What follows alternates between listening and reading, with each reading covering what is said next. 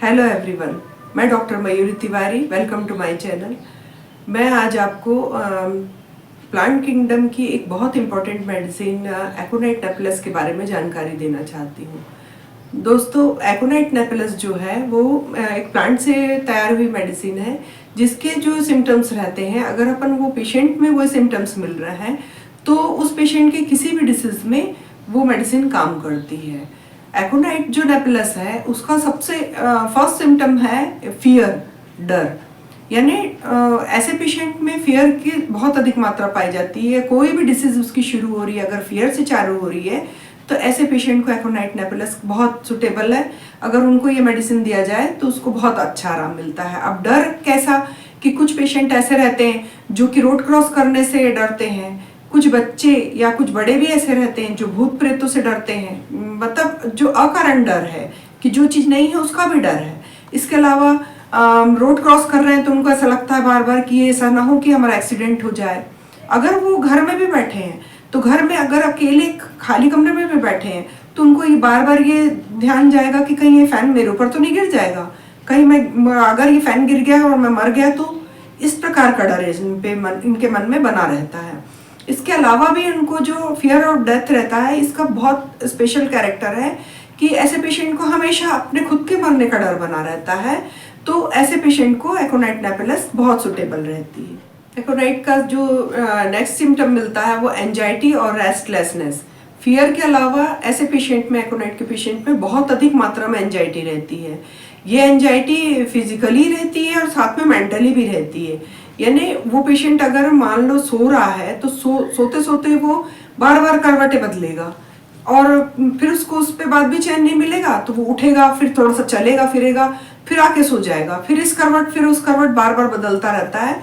क्योंकि उसको फिजिकल मतलब जो एंजाइटी है वो तो है ही, इसके अलावा उसको मेंटल एंजाइटी भी मिलती है। और फियर की कंडीशन तो ऐसी रहती है कि अगर उसको कुछ प्रॉब्लम है, वो डॉक्टर के पास भी जा रहा है, एक तो जाना नहीं चाहता, वो वैसे ही डरता है डॉक्टर के पास जाने के नाम से। लेकिन अगर वो डॉक्टर के पास चले भी गया तो इस पेशेंट का एक और स्पेशल कैरेक्टर ये रहता है कि वो डर के मारे अपनी डेथ ऑफ टाइम डिक्लेयर करता है कि डॉक्टर साहब आपका ये ट्रीटमेंट करना सब व्यर्थ है, एक समय आएगा कि इतनी तारीख को मेरी डेथ हो ही जाना है, निश्चित है। ये उसके मन में हमेशा से बना रहता है। इस प्रकार का फियर उस पेशेंट पे रहता है।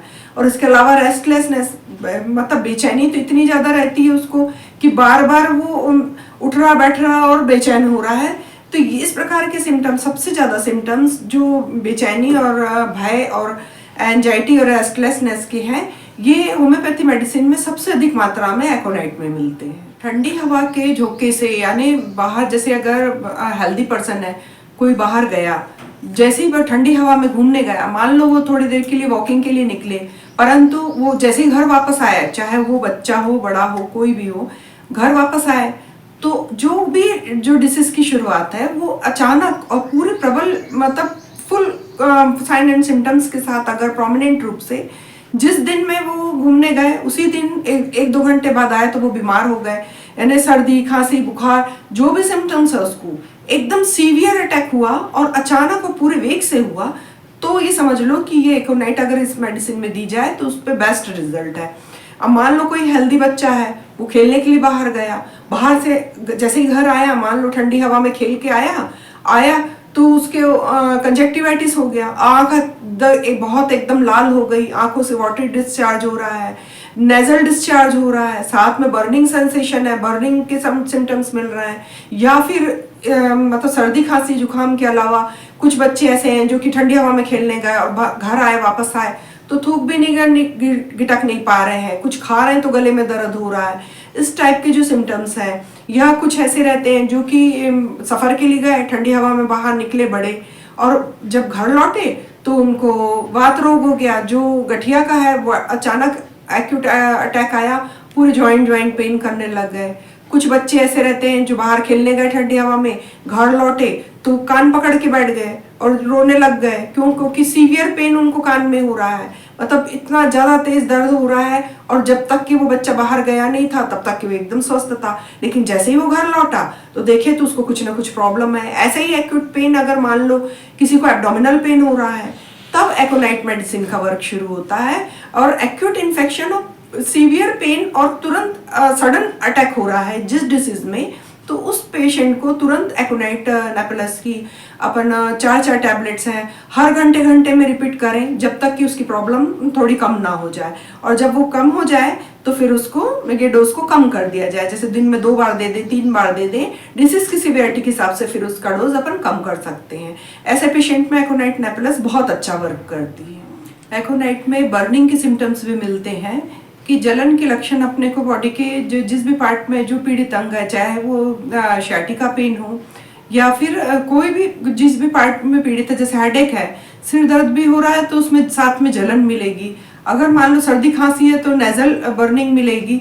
तो ये बर्निंग के सिम्टम्स भी अपने को एकोनाइट के पेशेंट में देखने को मिलते हैं। इसके अलावा एकोनाइट का जो पेशेंट रहता है उसको प्यास के लक्षण मिलते हैं कि अगर कोई भी डिसीज है तो उसको बहुत ज़्यादा प्यास लगती है, और प्यास लगती है और वो पानी पीता है तो ऐसा नहीं कि थोड़े बहुत पानी से उसको संतुष्टि मिले, वो पूरा ग्लास भर भर के पानी पिएगा और बार बार पिएगा और ज़्यादा ज़्यादा पानी पिएगा।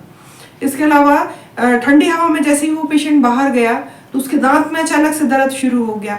दांत में अगर दर्द हो रहा है तब फिर अपन को एकोनाइट का मदर टिंचर जो है छोटे से कॉटन में रखकर अगर मिल जाए तो क्योंकि रोग का आक्रमण अचानक से प्रबल वेग से और ठंडी हवा के कांटेक्ट में आने से हुआ है। इस कारण अगर ऐसे पेशेंट को एकोनाइट का अगर मदर टिंचर मिल जाए तो वो कॉटन में देकर अगर दांत पे रखाया जाए तो थोड़ी देर में पेन रिलीफ मिल जाता है।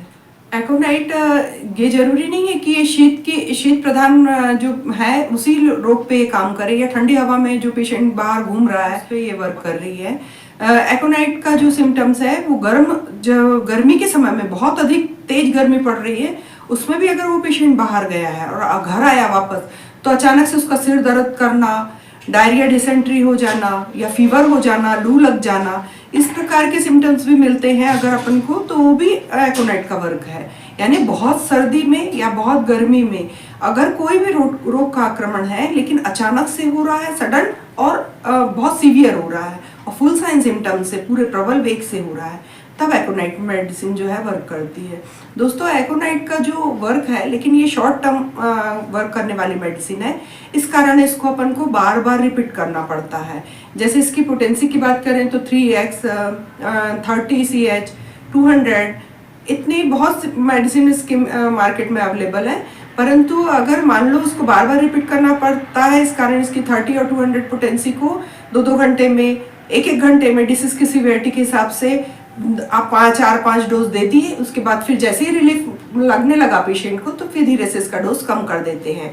यानी 1-2 दिन तक के अगर दिए, उसके बाद फिर अपन ऐसे कर दिए कि दिन में 3 बार लो, दिन में 4 बार लो, फिर धीरे धीरे वो डिसीज पूर्ण रूप से ठीक हो जाती है। हफ्ता भर अगर हम मेडिसिन दे रहे हैं तो डिसीज में रिलीफ मिल जाता है। दोस्तों, यदि आपको मेरा यह वीडियो पसंद आया हो और इंफॉर्मेटिव लगा हो तो आप इसे लाइक करिए, सब्सक्राइब करिए, फ्रेंड एंड फैमिली के साथ शेयर कीजिए। Thank you.